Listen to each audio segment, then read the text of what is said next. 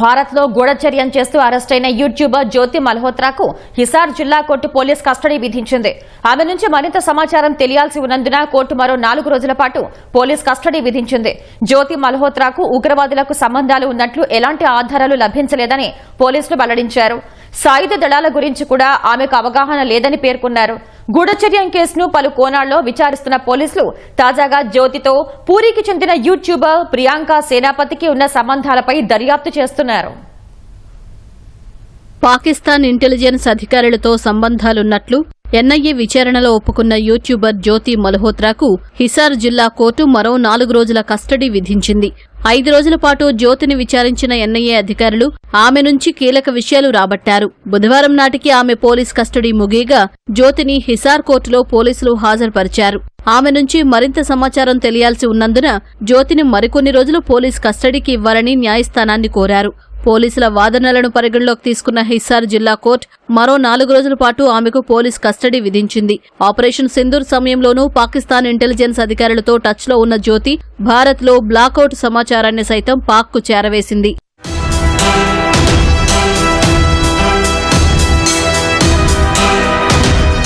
జ్యోతి మల్హోత్రా పూర్తి స్పృహతోనే పాకిస్తానీ ఇంటెలిజెన్స్ అధికారులతో సంప్రదింపులు కొనసాగించిందని హర్యానా పోలీసులు వెల్లడించారు. అయితే ఉగ్రవాదులతో ఆమెకు సంబంధం ఉన్నట్లు ఎలాంటి ఆధారాలు లభించలేదని పేర్కొన్నారు. అంతేగాక సాయుధ దళాల గురించి కూడా ఆమెకు అవగాహన లేదని హిస్సార్ ఎస్పీ వెల్లడించారు.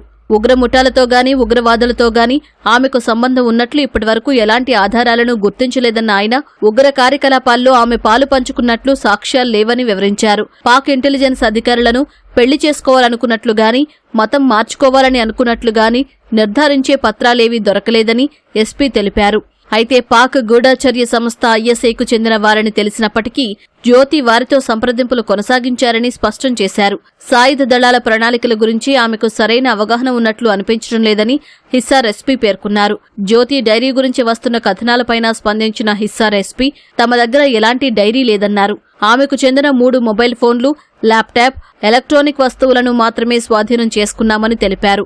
వాటిని పరిశీలన కోసం ల్యాబ్కు పంపించామని హిస్సార్ ఎస్పీ వెల్లడించారు.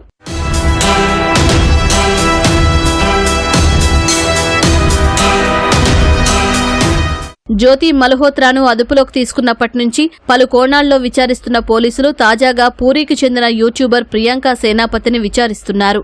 వారిద్దరికున్న సంబంధాలపై ఆరా తీస్తున్నారు. 2024 సెప్టెంబర్ 26న పూరి వచ్చిన జ్యోతి ఇక్కడి శ్రీక్షేత్రాన్ని సందర్శించినట్లు తెలిసింది. ఆ సమయంలో ప్రియాంక ఆమెతో కలిసి తిరిగినట్లు తెలుస్తోంది. శ్రీక్షేత్రంపై ఉగ్రవాదుల కళ్లున్నాయని కేంద్ర ఇంటెలిజెన్స్ వర్గాలకు సమాచారం ఉంది.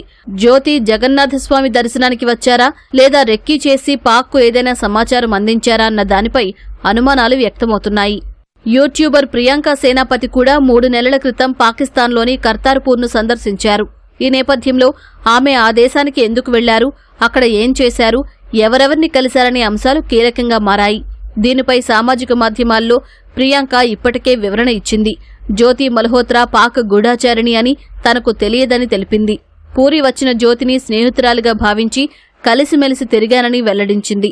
పాకిస్తాన్కు విహారయాత్ర కోసం మాత్రమే వెళ్లారన్న ప్రియాంక అంతకుమించి ఏమీ లేదని, పోలీసుల దర్యాప్తునకు పూర్తిగా సహకరిస్తానని పేర్కొన్నారు. ప్రియాంక తండ్రి రాజ్ కిషోర్ సేనాపతి కూడా ఇదే విషయాన్ని మీడియాతో చెప్పారు. హర్యానా పోలీసులతో కలిసి అన్ని కోణాల్లో దర్యాప్తు చేస్తున్నామని పూరి ఎస్పీ వినీత్ పేర్కొన్నారు. పూర్తి వివరాలు ఇప్పుడే చెప్పలేమన్నారు. దర్యాప్తు కొలిక్కి వచ్చే వరకు ప్రియాంకను పూరి విడిచి వెళ్లరాదన్న పోలీసులు సైబర్ నిపుణులతో కలిసి సదరు యూట్యూబర్ వీడియోలను శోధిస్తున్నట్లు తెలిసింది.